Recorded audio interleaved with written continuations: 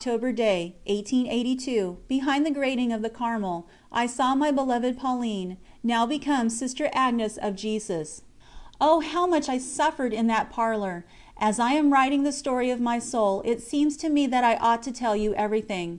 Well, I acknowledge that I hardly counted the first pains of this parting, in comparison with those which followed. I, who had been accustomed to talk with my little mother of all that was in my heart, could now scarcely snatch 2 or 3 minutes with her at the end of the family visits. Even these short minutes were passed in tears, and I went away with my heart torn with grief. I did not realize that it was impossible to give us each half an hour, and that of course Papa and Marie must have the largest share. I could not understand all this, and I said from the depths of my heart, "Pauline is lost to me." This suffering so affected me that I soon became seriously ill. The illness was undoubtedly the work of the devil, who, in his fury at this first entry into the Carmel, tried to avenge himself on me for the great harm my family was to do him in the future. However, he little knew that the Queen of Heaven was watching faithfully over her little flower, that she was smiling upon it from on high, ready to still the tempest just when the delicate and fragile stalk was in danger of being broken once and for all. At the close of the year 1882 I began to suffer from constant headaches. They were bearable, however, and did not prevent me from continuing my studies. This lasted till the Easter of 1883. Just then Papa went to Paris with my elder sisters, and confided Céline and me to the care of our uncle and aunt. One evening I was alone with my uncle, and he talked so tenderly of my mother and of bygone days that I was deeply moved and began to cry. My sensitiveness touched him too. He was surprised that one of my age should feel as I did. So he determined to do all he could to divert my mind during the holidays. But God had decided otherwise. That very evening my headache became acute, and I was seized with a strange shivering which lasted all night. My aunt, like a real mother, never left me for a moment. All through my illness she lavished on me the most tender and devoted care. You may imagine my poor father's grief when he returned from Paris to find me in this hopeless state. He thought I was going to die, but our Lord might have said to him, "This sickness is not unto death, but for the glory of God." John 11:4. Yes, God was glorified by means of this trial, by the wonderful resignation of my father and sisters. And to Marie especially what suffering it brought, and how grateful I am to this dear sister! She seemed to divine my wants by instinct, for a mother's heart is more knowing than the science of the most skilful doctors. And now Pauline's clothing day was drawing near. But, fearing to distress me, no one dared mention it in my presence, since it was taken for granted that I should not be well enough to be there. Deep down in my heart, however, I firmly believed that God would give me the consolation of seeing dear Pauline on that day. I was quite sure that this feast would be unclouded. I knew that our Lord would not try His spouse by depriving her of my presence. She had already suffered so much on account of my illness. And so it turned out. I was there, able to embrace my dear little mother, to sit on her knee, and hiding myself under her veil, to receive her loving caresses. I was able to feast my eyes upon her. She looked so lovely in her veil and mantle of white. Truly it was a day of happiness in the midst of heavy trials. But this day, or rather this hour, passed only too quickly, and soon we were in the carriage which was to take us away from the Carmel. On reaching home I was made to lay down, though I did not feel at all tired.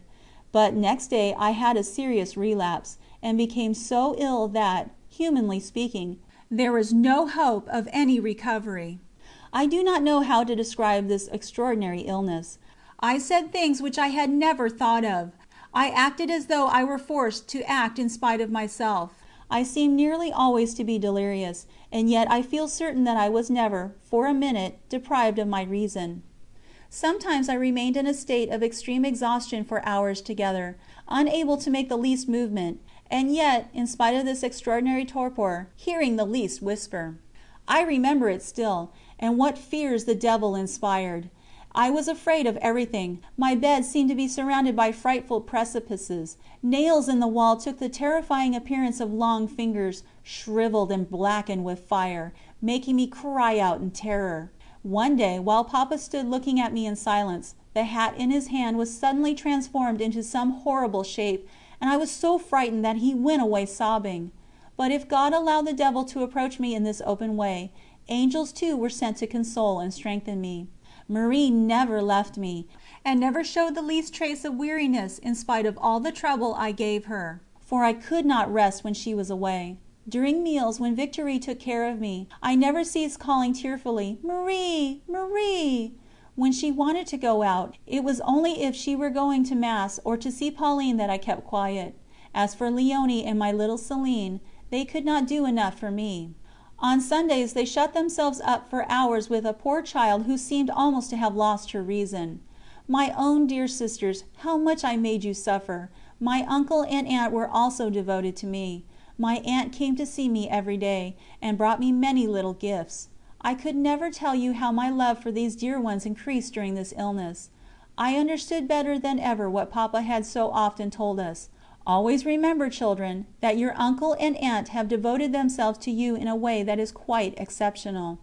In his old age he experienced this himself, and now he must bless and protect those who lavish upon him such affectionate care.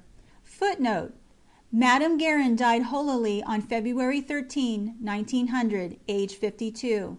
During her illness, Thérèse assisted her in an extraordinary way, several times making her presence felt. Monsieur Guérin, having for many years used his pen in defense of the Church and his fortune in the support of good works, died a beautiful death on September 28, 1909, in his 69th year. Editor. End footnote. When my sufferings grew less, my great delight was to weave garlands of daisies and forget-me-nots for Our Lady's statue. We were in the beautiful month of May, when all nature is clothed with the flowers of spring. The little flower alone drooped, and seemed as though it had withered forever. Yet she too had a shining sun, the miraculous statue of the Queen of Heaven. How often did the little flower turn towards this glorious sun! One day Papa came into my room in the deepest distress, and I watched him go up to Marie and give her some money, bidding her write to Paris, and have a novena of Masses said at the shrine of Our Lady of Victories, to obtain the cure of his poor little Queen. Footnote: It was in this small church, once deserted and today perhaps the most frequented in Paris, that the saintly Abbé Desgenais was inspired by Our Lady in 1836 to establish the Confraternity of the Immaculate Heart of Mary for the conversion of sinners. Editor. End footnote. How touching were his faith and love! How much I longed to get up and tell him I was cured! Alas, my wishes could not work a miracle, and it needed one to restore me to health. Yes, it needed a great miracle, and this was wrought by Our Lady of Victories herself. One Sunday, during the novena, Marie went into the garden, leaving me with Léonie, who was reading by the window. After a short time I began to call, "Marie, Marie," very softly. Léonie, accustomed to hear me fret like this, took no notice, so I called louder, until Marie came back to me. I saw her come into the room quite well, but for the first time I failed to recognize her. I looked all round and glanced anxiously into the garden, still calling, "Marie, Marie." Her anguish was perhaps greater than mine, and that was unutterable. At last, after many fruitless efforts to make me recognize her, she whispered a few words to Léonie, and went away pale and trembling. Léonie presently carried me to the window. There I saw the garden, and Marie walking up and down, but still I did not recognize her. She came forward, smiling, and held out her arms to me, calling tenderly, "Thérèse, dear little Thérèse!" This last effort failing, she came in again and knelt in tears at the foot of my bed, turning towards the statue of Our Lady. She entreated her with the fervour of a mother who begs the life of her child and will not be refused. Léonie and Céline joined her, and that cry of faith forced the gates of heaven. I too, finding no help on earth and nearly dead with pain, turned to my Heavenly Mother, begging her from the bottom of my heart to have pity on me. Suddenly the statue seemed to come to life and grow beautiful, with a divine beauty that I shall never find words to describe.